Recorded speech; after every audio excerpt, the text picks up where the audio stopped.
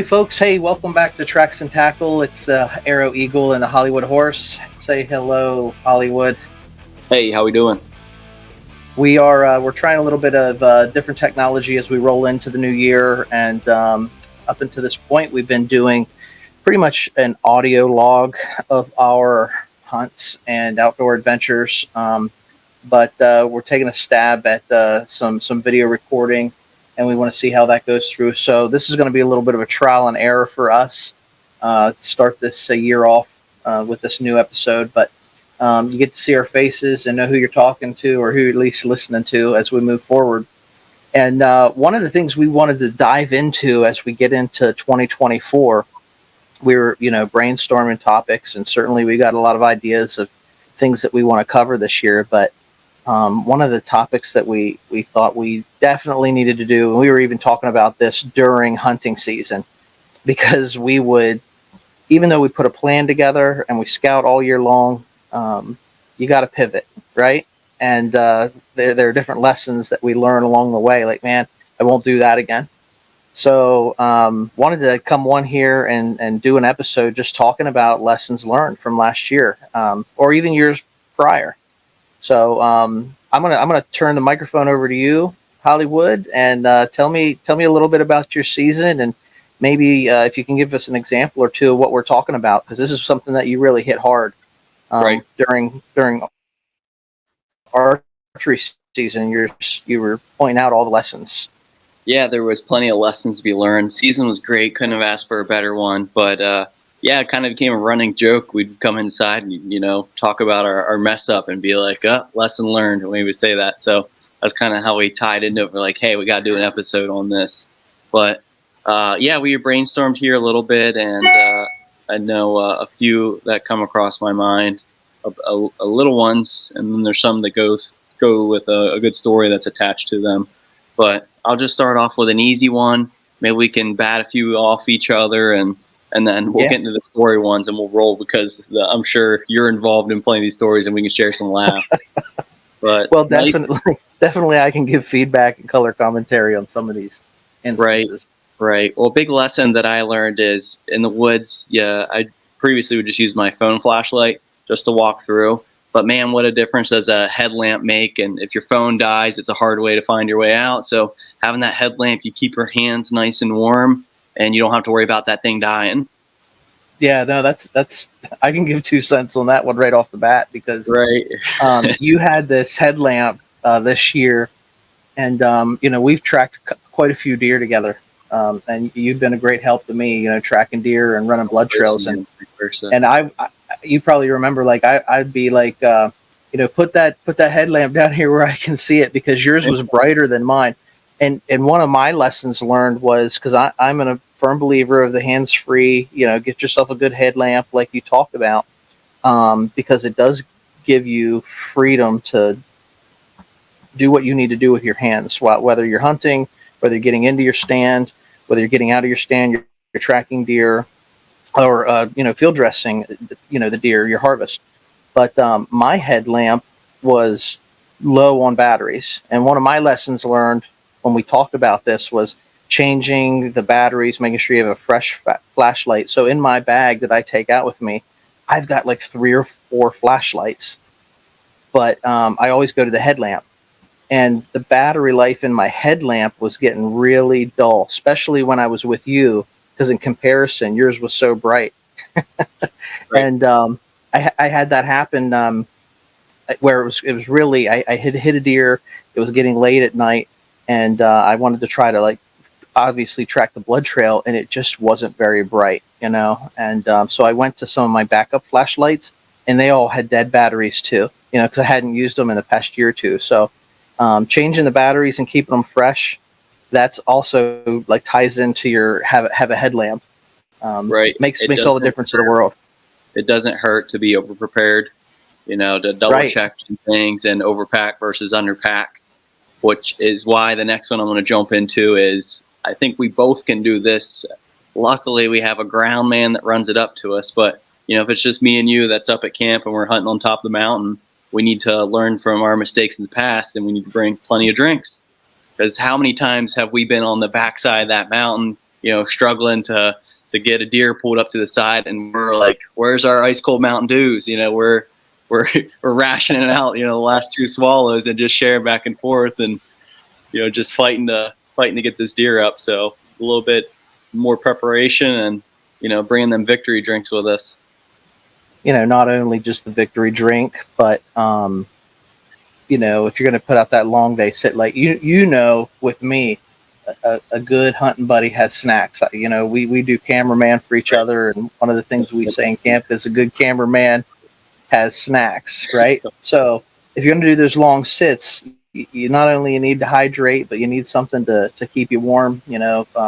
Create some calorie intake for those cold sits. But I saw this meme the other day on social media, and it was this. It basically said, "This is what it looks like when you get back to the truck after dragging your deer." And the guy, he was just like guzzling like a 5-gallon bucket of water. And it's funny because it's true. Like if you're dragging a deer, now and I'm just dying of thirst. So it happens every year. Whenever I can even go out, I usually go out with a bottle of water and maybe a soda. Something a little bit sweet. Soda and water. But if you're dragging back, you're going to go through them pretty quickly, especially where we hunt. Right. All right. So I definitely concur with that. It's not just having something to drink, but you also definitely want to have some snacks and food and stuff while you go out into that. You touched on the flashlights. Another piece of technology that's really important that I learned this year was remember your camera. That's what I got on here, Tacticam, because we got we've been searching for years to finally get some good footage. We got some nice doe harvest that we got good footage of, but that nice rack buck to get footage of, and you went out and you forgot yours because you switched guns, so you were so excited and wanted to get a good night's sleep that you forgot to switch it over, and it wasn't on your mind in the morning. Me, on the other hand, with the buck that I got, I must have been rolling around the leaves in the little bunker I made because it was already recording. So when I hit the button to turn it on, I turned it off, so you could just see a glimpse of the deer last second. So that's funny. I had that right here too, but I think there's a theme. I don't know if there's a theme in a few more that we're going to talk about, but for me, it comes down to preparation. A lot of them tie into that category.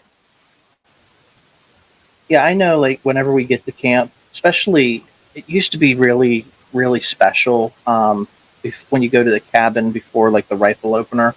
And rifle opener used to start on Monday. And so you had that whole, Saturday, Sunday weekend before the opening day to hang out at camp, play games, get your gear together, just double check, triple check, make sure you have everything together. But now, opening day's been shifted to the opening day's on a Saturday, and we don't have that same amount of time, even though we will probably go up on a Friday usually and to get ready and preparing to go out.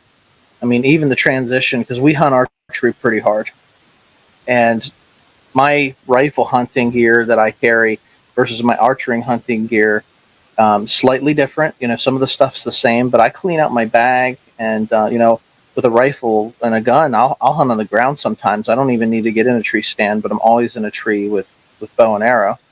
So, just funny, like you're saying, that theme of having fresh batteries, making sure you have the right tools, making sure you even bring the camera with you, because we've been trying for the past couple of years to get some good content, while we're out in the forest and doing our hunting and things.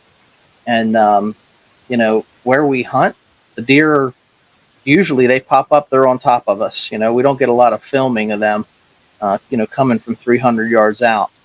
And it was crazy this year because I went to kill my buck and I didn't have my camera on that gun. But that's what happens when you change guns, and I was excited, but didn't bother me one bit.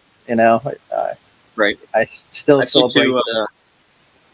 To piggyback off of that, kind of as we go to camp early on, like the Tacticams, they're new technology. So, we would play around with them and in camp before. And like on a good thing, like I feel like as a family, the camaraderie when we get to camp, it's more, we're talking to each other, the storytelling, and we're just chatting away with each other. That's happening, a lot more of late than it did, when I was a lot younger. We turned the TV on, so like we just kind of get distracted by each other and the joy of conversation.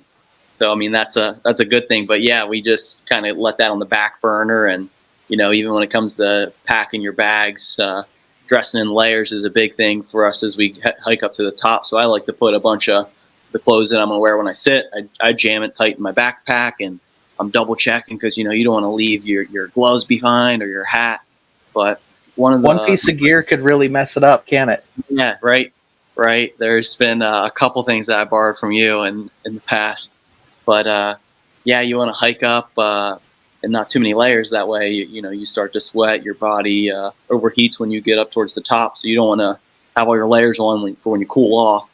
So just a simple lesson that I learned is normally when I would get up to the top, I would get all excited. I made it, and then I would put on all my layers. But I just kind of learned, especially with these all-day sits, maybe just put on a sweatshirt, your bibs, and then wait till you get a little bit more chilly, then put that jacket on top just for a little extra warmth.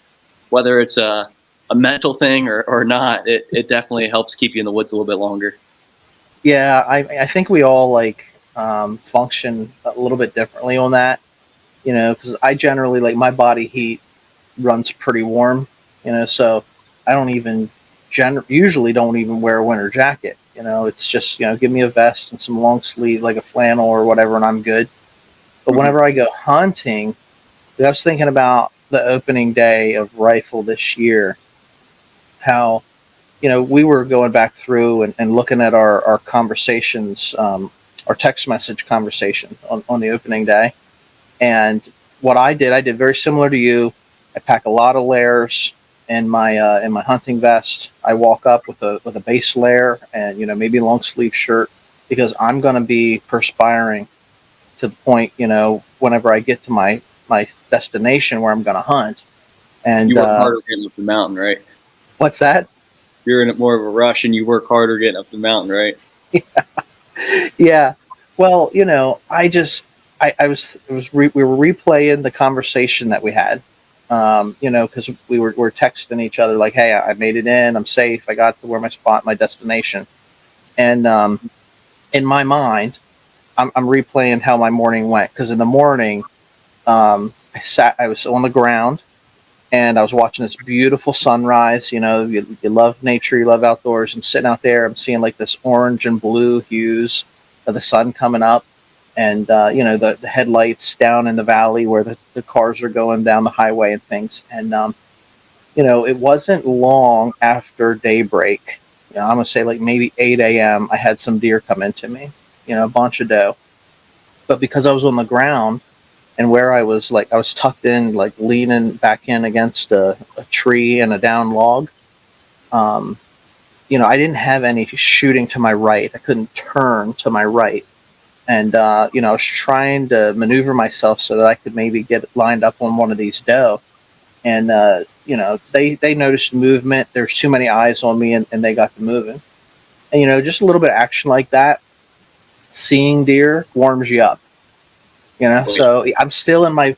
I might have put on like a thermal, whenever I got to my spot, but I still wasn't like fully dressed with all my layers. And then what seemed to me in real time, like an hour or two later, I got cold. Like my hands were getting cold. My body temperature got down because I was sitting still. I was on the ground. Those trees and the ground and everything absorbs the cold just like your body. Like I cooled down. And so I got to the point where I got off of my butt. I got onto my knees. I got into my vest and I pulled out a sweatshirt, like a hoodie, and I pulled the hoodie over, and then I put my orange vest back over top. And then from that kneeling position, I looked up and they were doe coming back. They're coming back to me, And so this time I was positioned a little bit differently.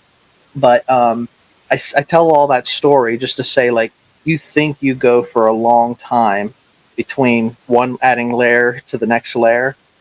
But when we were going back through our texts, because after those doe came through, I harvested one of those doe, and you heard the gunshots, and I gave you a heads up. I said, "Hey, I got one down. I'm going to be working on it." We were looking at that, and you showed me, like, from the time that I got into my stand and said, "Hey, I'm all set," to the time I said, "Hey, I'm going to be, moving around. If you hear movement, it's me." It wasn't really hours later. It was just maybe an 45 minutes, an hour and a half, something like that. But real time, you think you can hack it, but you gotta dress in layers. And if you forget something simple like your gloves or your hand warmers or small preparation items like you're talking about, it can make all the difference in the world. You're never going to make it for an all-day hunt. Isn't that funny how time works differently in the woods, especially when you're around your target animal? Yeah. I mean, time, throw it out the window, because you can sit all day long. And I know, just like counting the hours to the afternoon, like in archery season, I'm in my tree stand and I'm thinking, well, there hasn't been any movement this afternoon, but it's going to be go time closer to dusk. And counting those like final like 2-3 hours of the day, sometimes when it's right after work and you go out and you just rush to get out in the tree stand to get the last couple hours of hunting, it goes by so quick. But when you're doing an all day hunt and you haven't seen anything all day, those hours, it seems like it takes forever until the go time happens. I remember opening day at the cabin. You had your stare down with Hammer, one of our target bucks. It never came in the range. It's just hanging out by this oak tree, eating acorns, and of course you come in all fired up. We wish we had that on film, right? But oh my gosh, man, I was jacked because it was opening day archery, and this buck, I saw him from 100 yards away or whatever, right? And I was pumped. But I'll let you tell the story because you saw it third person. Whenever you came in, and we were done storytelling, you got the Tacticam footage out. The leaf was blocking him, but you can make him out. But you were just excited and curious to see how much time that deer is actually there. Felt like an hour and a half where we were having a stare down with one another. Right, I think it was only like half an hour or so, but 20 minutes. It feels like an eternity. Yeah. Yeah, I went through buck fever, man, because this guy, he was coming in, there was plenty of daylight, and he hung up under an oak tree and was feeding on acorns under this oak tree, what felt like an eternity. And it was just beyond bow range, like let's call it 40 yards from the stand that I was in. And, my legs were shaking. I was pumped because he was one of our target bucks. And rarely do you get the opportunity, and all the stars got to line up for you to get an opportunity to take a shot at a target buck like that. But on the first day, I just remember my legs were jello, and I was in an old metal ladder stand, and the ladder was starting to shake and make some noise, and I was just trying to compose myself.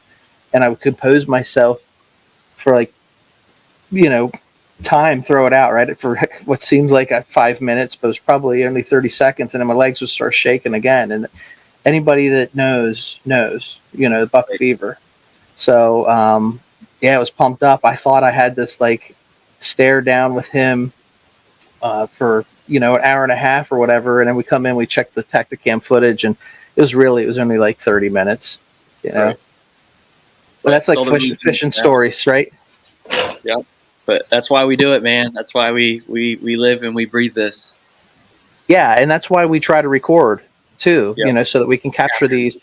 I mean, even doing the podcast, we want to start sharing our memories. And I think I've talked about this in the past, but we would write everything down when we go to the camp. We'd write it down in a log because we've got a journal. And it would be fun to go back and read some of those things, over the years, all the memories that were made, and recall some of those things. But doing the podcast is another way for us to just audio document. This is what happened this year, and really enjoy making these memories together. Right.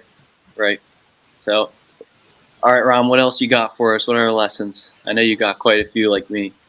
Well, one of the things that I put down, and I've been doing a little bit of the talking here, and I want to hear your commentary on some of my thoughts. But one of the lessons that I had this year was I need to make sure that I clean my broadheads and wash my arrows before going hunting the following year. Huh, why do you need to do that? So early on in archery, I had an opportunity to take a shot, probably mid-October on a deer, and it was right at dark. It's probably, approaching, that time of day where you should or shouldn't take, that dusk time, right, where you take that shot or you don't take the shot. But I could see the deer clearly. It was within range. I took the shot at the deer, but till I composed myself, I was in a climber, got out of my tree. I walked the 30 yards to where the shot was made to retrieve the arrow, and I was looking at the arrow. There wasn't a whole lot of blood, like you would see if you hit a deer solid. But when I looked at the arrow, there was a little bit of blood on the arrow, and then my mind started playing tricks on me. Like, This guy okay, doesn't miss. is this arrow the same arrow I used that I harvested my deer with last year? And is that dry blood on that arrow, or is that fresh blood on this arrow? Because it wasn't a great hit, but there was definitely blood on the arrow. And we went back and did we did an episode where we talked through that story. But one of the lessons that I had was, you got to make sure that you come in with clean fletching, clean broadheads, wipe those arrows down if you do harvest your deer. Make sure that everything's clean so that next year one of the terms you use is like the fog of war is real. And when you're in the moment, your mind can really start messing with you. So make sure that your arrows are clean and you don't have old dried blood on used broadheads. That's a lesson learned that I had. No questions from that. Yeah, the doe I ended up getting that at the camp. It's one of the things at first did, like, hey, I got this arrow here, let me wash it off. I remember Ronnie. So yeah, you learn from others as well as you learn from your own mistakes. Right. So like you learn from my mistake. You're like, I'm going to make sure this thing's clean. Yeah. One of the other things that I had written down as a major item or objective for next year, maybe doesn't affect you as much because you're a little bit younger than I am. And I remember when I was hiking that mountain, up the mountain, down the mountain, and running all over it like you, but I can't do that anymore. And I got to get into shape, and I can't wait until, a month before archery to start working out to get my lungs, back into good capacity and get my heart into good shape. Like, I've got to really work on that year through, because I can get to my stand, I can get into our hunting spots, no problems. But whenever you got to, when you do harvest a big animal, I don't know what I would do without, a hunting partner like you and some of the other guys on the team that can help come in and help drag and, get them out from where we do go in to hunt, because I am out of shape, and there's nothing that points out how out of shape you are like when you have to drag a deer. So that's a goal. Do you hear that? Sounds like a great New Year's resolution. Yeah. I'm not one for resolutions, but this is a New Year's episode for sure. And I was just thinking, Sarah said to me when we were out hitting the grocery store earlier today, and there are people all over the place because it's the weekend, and she was just saying, well, I guess the gym's going to be pretty full here in the next week or two, because New Year's, everybody goes in and sets their New Year's resolution. But I gotta work on it. I gotta stay in shape, because places where where the big deer are, you got to get to it, and then if you are successful, you got to be able to get them out. So it's a lesson learned for me this year. Don't take that for granted, and that goes with, just like you said, the theme of preparation. Right. I stopped mid-season, and I went from my compound, and I got some work done on a crossbow, and I harvested a couple of deer with crossbow this year. But you gotta, if you love to hunt with a compound like I do, you gotta practice all summer, and I know some guys do, and it's a lifestyle. And then I know other guys that, take a few shots the month before season opens, and that's what they do.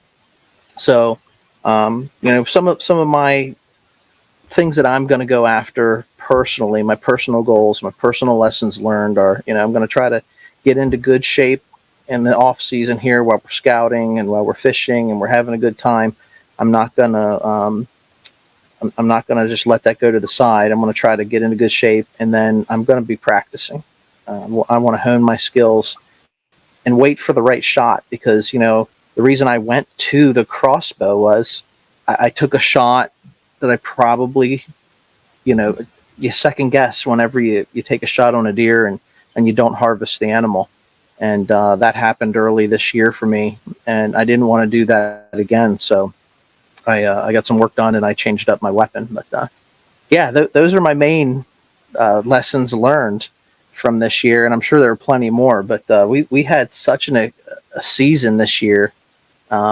We could just go on telling stories about all the things that we had. Clean your arrows, remember your camera, batteries in the flashlight.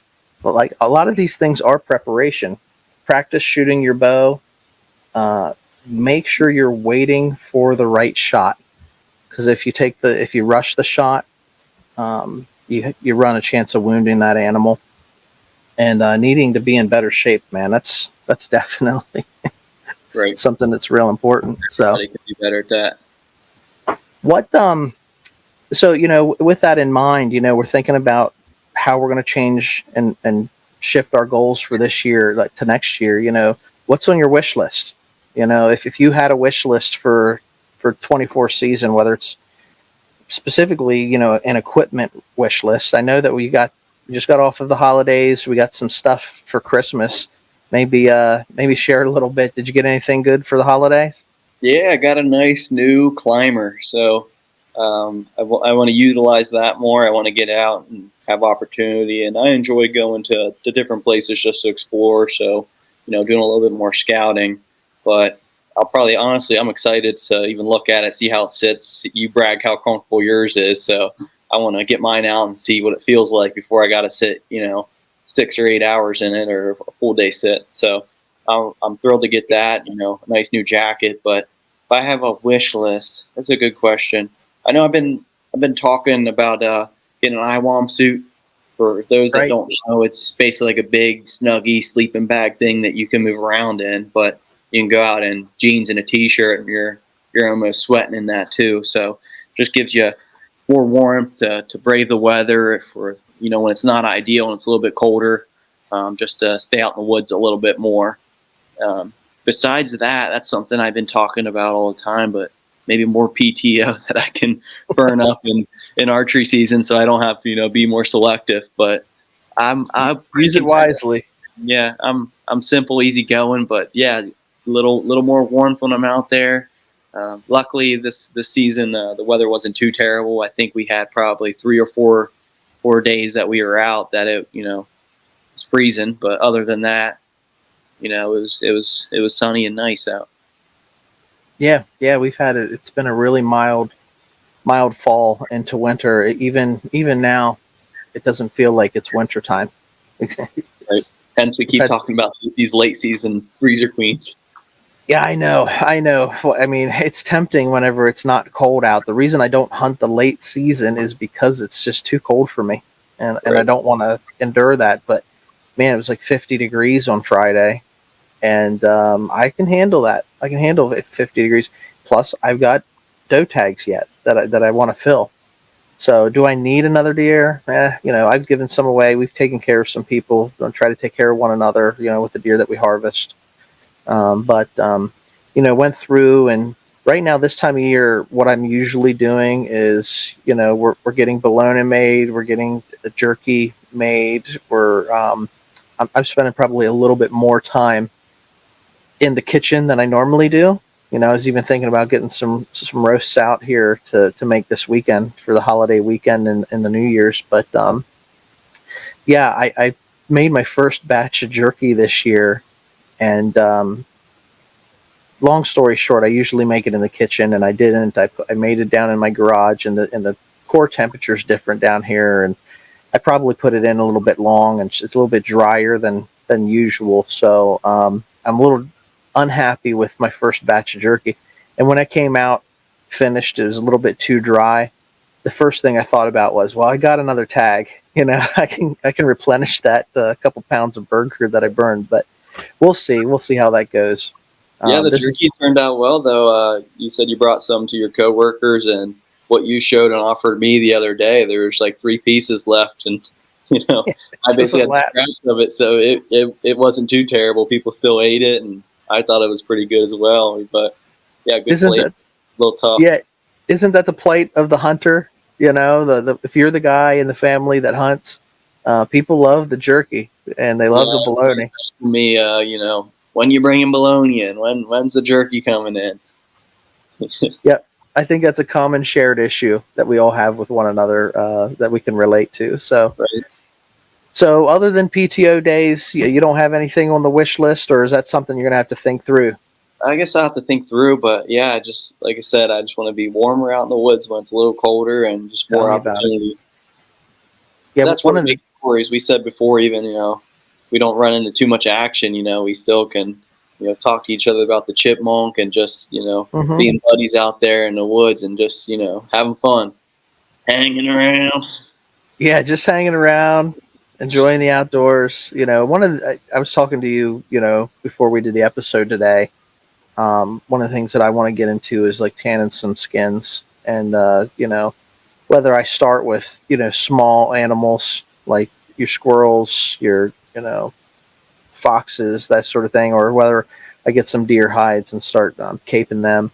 I've never really spent a lot of time on that, but it looks to be like a fun project. I'm looking for things to do to keep my hands busy and projects to do that are outdoorsy type stuff for the off season. So, I might be put my hand at here in the early part of the year trying to get some furs. We got a bit of a coyote problem where we hunt. Had a coyote come into me in archery season. It's crazy, man, because they're cruising through there. They're hunting the same deer that we're hunting.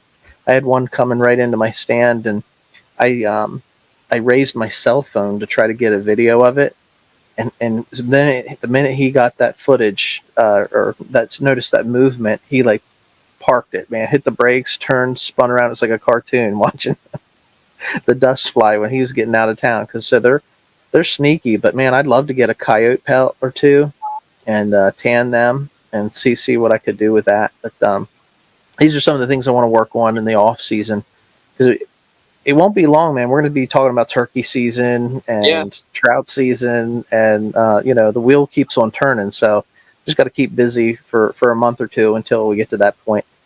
maybe we can pick up ice fishing in February. I mean, ice fishing is it's a pastime. It's definitely a pastime. So, a couple of the things that I was hoping to get when I'm thinking through like my wish list. You said about getting warm. Like I need to get a new set of like winter bibs and a good heavy jacket to go with. I'd like to get away from having to layer up so much. If I get the quality, you know, suit, I might not have to wear as many layers because sometimes when I am hunting those cold winter days, I feel like the Michelin Man. I got so much on, I lose mobility. Um, but certainly after this year, I'm going to have to get some more arrows and broadheads.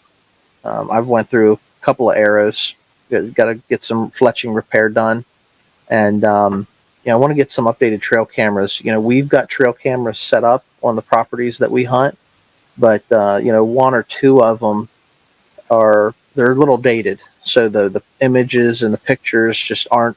It's a little bit more grainy. It's not as good quality. Some of the new ones, man, you can get really high resolution photos, and I think it's time to update some of those. So those are the things. We went grocery shopping earlier today, and we were pretty close to the Sportsman's Warehouse, and I said to my wife, I said, why don't we swing by and check that out?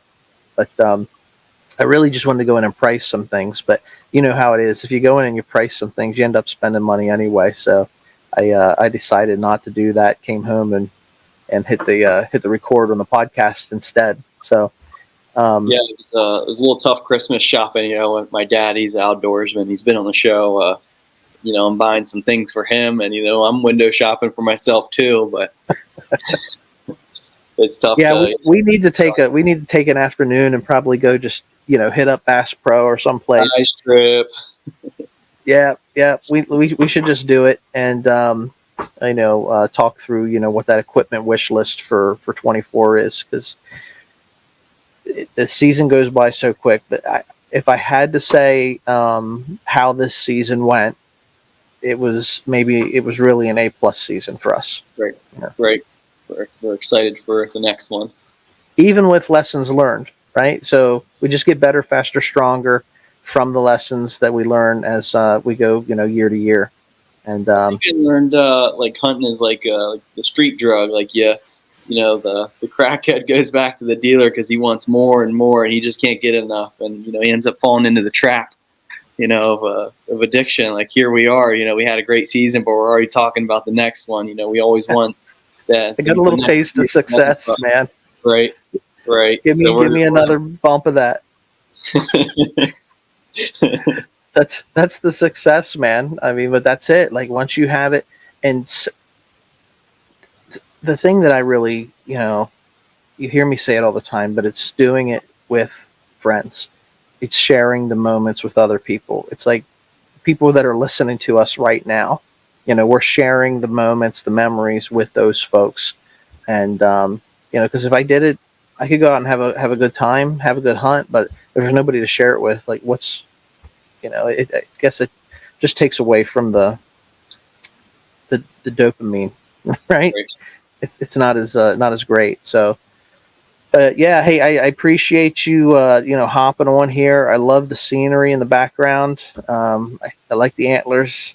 I love the fish on the wall, and you got yourself a nice little spot. I need to work on my studio here at the house because right now we were doing some mounts yesterday. I think I've got yours here. Let me show these off.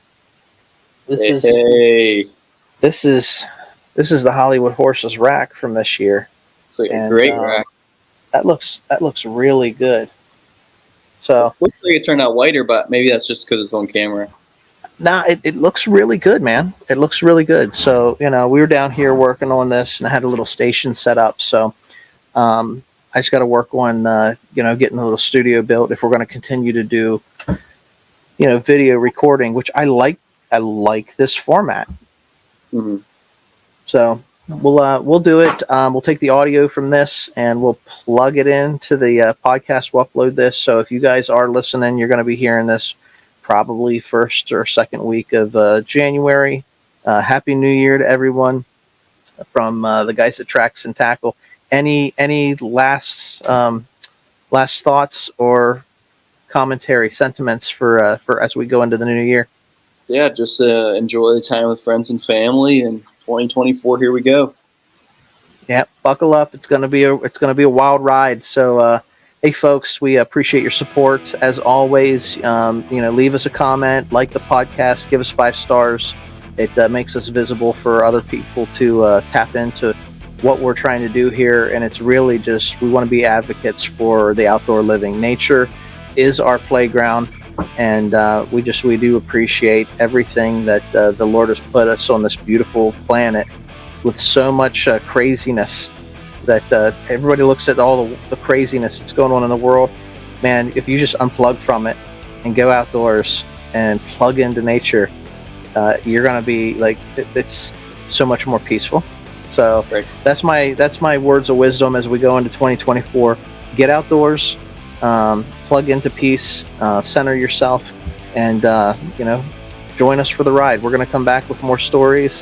Find us online at Menser Outdoors, at Tracks and Tackle, and until next time, stay wild. See ya.